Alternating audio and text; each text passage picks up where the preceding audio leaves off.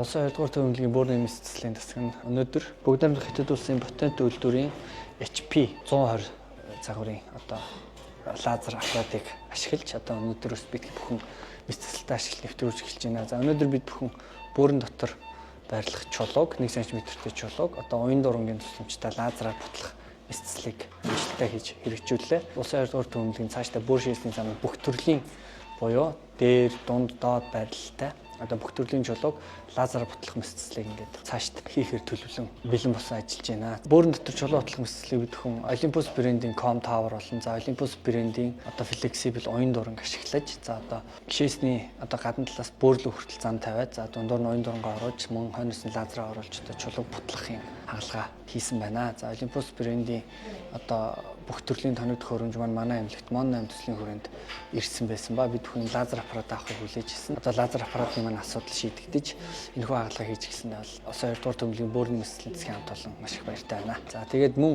цаашдаа энэхүү аппаратын тусламжтайгаар бид бүхэн төрөө улчирхайг лазераар авах мэс засал болон бусад биен дээрх эд бэлэг эрхтний хавдар зэрэг эдүүдийг бас авах хагалгаануудыг утгахгүй дараагийн шатны төлөвлөгөөнд оруулаад хийж эхлэхэд бэлэн болоод байна. За ташран дурдах энэхүү аппаратыг бас эрүүл мэндийн яам, сангийн яам, мөн энэний 2 дугаар эмнэлгийн тусалцаа үзүүлсэн захиргааныханд маш их баярлалаа.